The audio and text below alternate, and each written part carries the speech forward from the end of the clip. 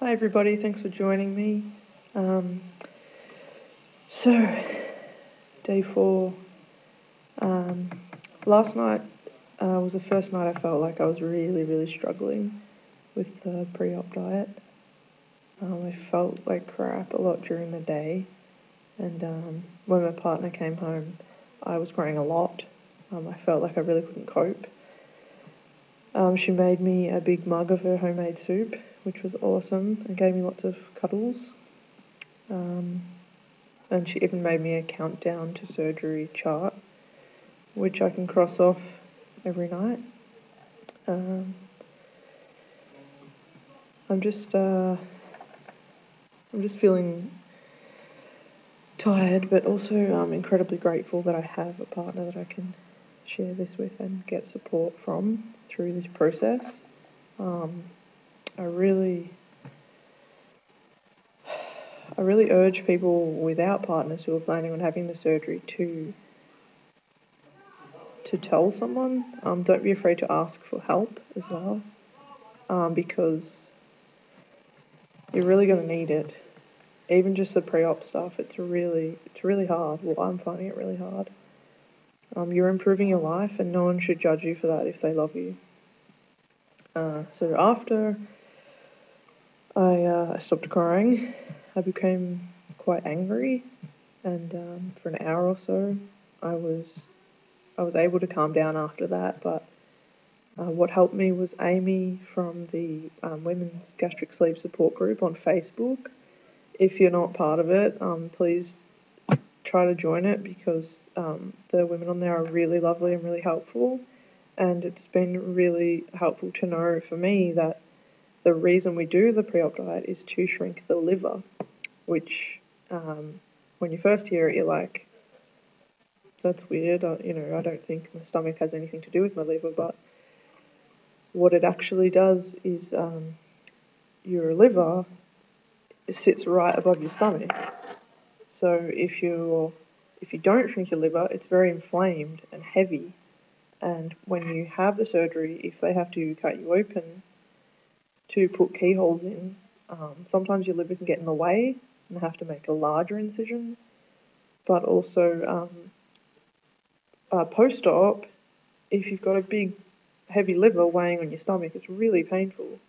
So that's why we do the pre-op diet, if you're wondering. Yeah, so ouch, right? So in saying that, in hearing that, it made things seem easier and made things seem more worthwhile. Regardless of how hard this gets over the 3 weeks, I need to endure. Endure is probably one of my favourite words. I do have it tattooed on my ribcage down here.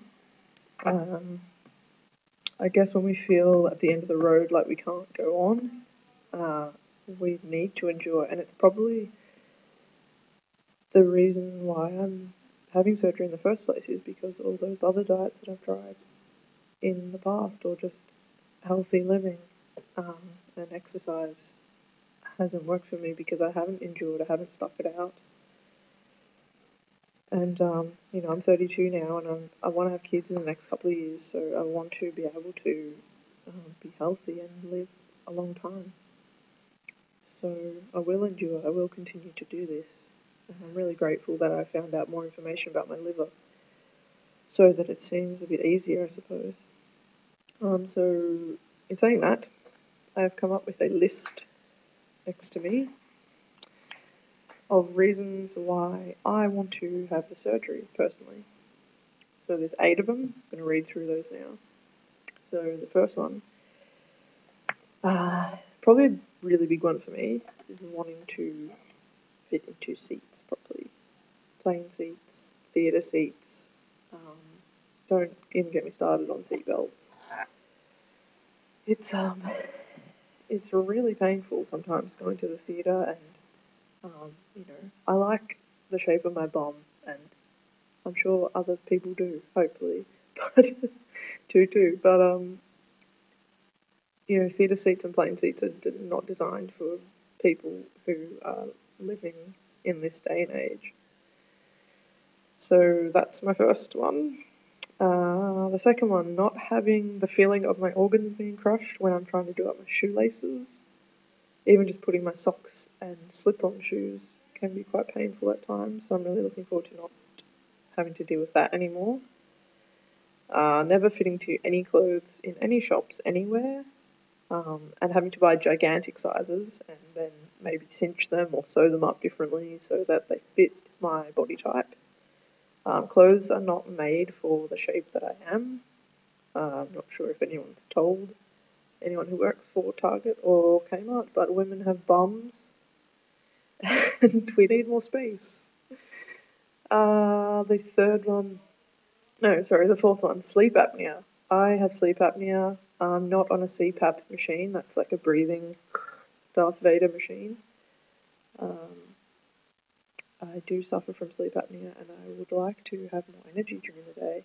I feel tired a lot of the time. Number 5, not getting puffed out doing the smallest task. Sometimes in class, I'm in a classroom right now at work, talking to my students, walking from room to room. I get puffed out really easily and it's kind of embarrassing. So I would like to not get puffed out. Number 6, not having chronic back and hip pain. I'm really looking forward to being able to be more comfortable with my own skin and not be in chronic pain all the time. Number 7, not having a double chin in every photograph. That would be really nice.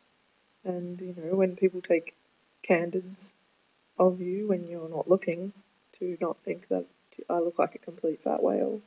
Once upon a time I did really like getting my photo taken, but I really don't at the moment, and I really miss that.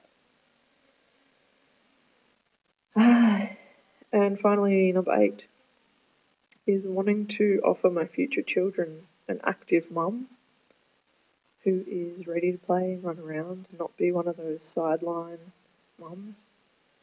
I want to have the energy to be a really, really good parent, and that's really important to me. So I'm really looking forward to that in the future.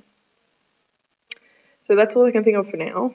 I hope this gives you a bit more insight into why I'm having the surgery, and hopefully that my honesty makes people feel a little bit more supported, and that people who've already had the surgery or planning to have the surgery know that you're not alone, and there's other people in the world who feel exactly the same as you.